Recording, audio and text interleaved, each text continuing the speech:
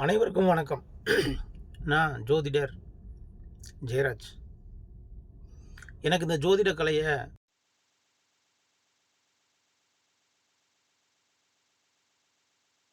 பற்றி தங்கப்பாண்டியன் ஐயா அவர்களுக்கு எனது முதற்கண் வணக்கம். இந்த ஜோதிட கலையில் என்னை ஆர்வப்படுத்திய எனது நண்பர், ஆருயிர் நண்பர், இப்போ சிங்கப்பூரில் இருக்கார், சித்தாய்மூர் அப்படின்ற ஊரை சேர்ந்த திரு முருகேசன் அவர்கள் மிகப்பெரிய ஜோதிடர்.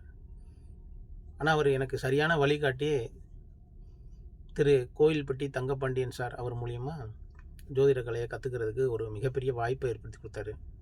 அதன் மூலிமா நான் ஜோதிடத்தில் திரு தங்கப்பாண்டியன் ஐயா அவர்கள்ட்ட நான் இப்போ பயின்றுட்டு வர்றேன். இப்போ நம்ம பயின்ற விஷயம் நமக்கு பயன்படணும், மற்றவர்களுக்கும் அது பயனுள்ளதாக அமையணும் அப்படின்ற என்னோட குருநாதரோட வாக்குப்படி இன்று நான் சில தகவல்களை உங்களுக்கு நான் சொல்கிறேன். முதல்ல திருமணம் அப்படின்றதுலேருந்து சுபகாரியத்துலேருந்து கொண்டு போகணும்.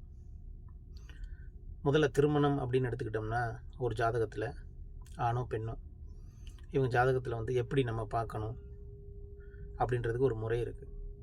இப்போ பாரம்பரிய ஜோதிட முறையில் நீங்கள் பொருத்தமெல்லாம் பார்க்குறீங்க, என்ன பண்ணுறீங்க. ஆனால் அதுக்கு முன்னாடி ஒரு சின்ன எனக்கு தெரிஞ்ச அறிவு மூலியமாக நான் சின்ன தகவல்களை சொல்கிறேன். எனக்கு என் குருநாதர் கற்றுக் கொடுத்த வழிமுறையிலேருந்து நான் சொல்கிற சில தகவல்கள். இப்போ இந்த பாவகங்கள் 12 பாவங்களும் ஜாதகத்தில் திருமணத்துக்கு மிகவும் ஆய்வு செய்யக்கூடிய ஒரு பகுதி. அதில் முதல் 5 பாவகத்தை நான் இப்போ இன்றைக்கி உங்களுக்கு சொல்கிறேன். முதல் 5 பாவகம் திருமண வாழ்க்கையில் எப்படி வேலை செய்யும் அப்படின்னா, முதல் பாவகம் 1ஆம் பாவகம் அப்படின்னு சொல்லக்கூடிய லக்னம் மிக முக்கியமானது. லக்னம் கெட்டவன் வாழ்க்கையில் ஜெயிக்கிறது மிக கடினம். அந்த லக்னம் எங்கே இருக்குது? திரிகோணத்துலையா, கேந்திரத்துலையா, அல்லது உபஜயஸ்தானத்துலையா அப்படின்றத பார்க்கணும். அல்லது மறைவு ஸ்தானத்துக்கு போயிருக்கா அப்படின்றத பார்க்கணும். அப்போ லக்னம் ரொம்ப முக்கியம். 1ஆம் பாவம். சரி, 2ஆம் பாவம் எப்படி அப்படின்னா, 2ஆம் பாவம் தான் ஒரு மனிதனுடைய வருமானம், பேச்சு, பழக்க வழக்கங்கள் இதை குறிக்குது. ஒரு குடும்பம் நடத்துறதுக்கு குடும்பமும் 2ஆம் பாவகம் தான். அப்போ ஒரு மனிதன் எப்படி குடும்பம் நடத்த முடியும்? குடும்பத்தோட ஒன்றா இருப்பானா, பிரிஞ்சு போயிடுவானா, குடும்பத்தோட ஒன்றி வாழ்வானா, அந்த குடும்பம் நடத்துவதற்கு அவனுக்கு சரியான முறையில் வருமானம் கிடைக்குமா அப்படின்றத இந்த 2வது பாவம் சொல்லும். அவனோட பழக்க வழக்கம் எப்படி இருக்கும், நல்ல பழக்க வழக்கங்களா, தீய பழக்க வழக்கங்களா அப்படின்றத இந்த 2ஆம் பாவம் சொல்லும். எனவே 2ஆம் பாவத்தை திருமணத்திற்காக நாம் ஜாதகமோ பார்க்கும்போது 2ஆம் பாவமும் மிக முக்கியமாக பார்க்கணும்.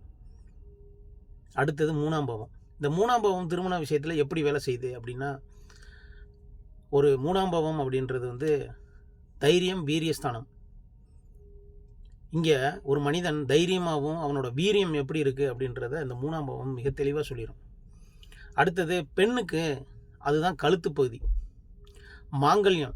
இந்த மாங்கல்யம் அங்கே தங்குமா தங்காதா, மாங்கல்ய பலம் எப்படி இருக்குது அப்படின்றத இந்த 3ஆம் பாவம் சொல்லிடும். 4ஆம் பாவம் எப்படி திருமண வாழ்க்கையில் எப்படி வேலை செய்யுது அப்படின்னா, ஒரு மனிதன் சுகஸ்தானம் அப்படின்னு சொல்லக்கூடிய 4ஆம் பாவம்.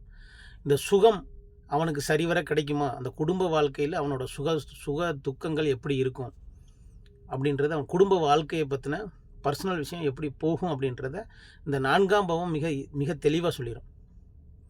5ஆம் பாவம். இந்த 5ஆம் பாவம் என்ன பண்ணும்னா, 5ஆம் பாவம் தான் குழந்தை. ஒரு மனிதனுக்கு 5ஆம் பாவம் எப்படி இருக்குது, என்ன மாதிரி குழந்தை பிறக்கும், குழந்தை தாமதம் இல்லாமல் பிறக்குமா, எப்படிப்பட்ட குழந்தைகள் பிறக்கும் அப்படின்றத அந்த 5ஆம் பாவம் மிக தெளிவாக சொல்லிடும். இப்போ நம்ம பாரம்பரிய ஜோதிட முறையில் நமது ஐயா குருநாதர் திரு கோவில்பட்டி தங்கப்பாண்டியன் ஐயா சொல்கிறது மாதிரி 12 பாவங்களும் ஒரு திருமண பொருத்தத்திற்கு ரொம்ப முக்கியம். அதில் முதல் 5 பாவகத்தை நான் இன்றைக்கி உங்களுக்கு சொல்லிட்டேன். அடுத்து மீதம் இருக்கிற பாவகங்களை எப்படி இணைச்சி பார்க்கணும் அப்படின்றது ரொம்ப ரொம்ப முக்கியம். அதை இனி வரும் காலங்களில் ஒவ்வொன்றா நான் சொல்கிறேன். எனக்கு இந்த மாதிரி ஜோதிட முறையை மிக எளிய முறையிலையும் அருமையாக எனக்கு சொல்லிக் கொடுத்த எனது குருநாதர் திரு தங்கப்பாண்டியன் ஐயா அவர்களுக்கு நான் நன்றிகளை தெரிவித்துக் கொள்கிறேன். அதே போல் எனது நண்பர் சிங்கப்பூரில் இருக்க இப்போ நம்ம தமிழகத்தைச் சேர்ந்த சித்தாய் முருகேசன் அவர்களுக்கும் எனது நன்றியை தெரிவித்துக் கொள்கிறேன். நன்றி, வணக்கம்.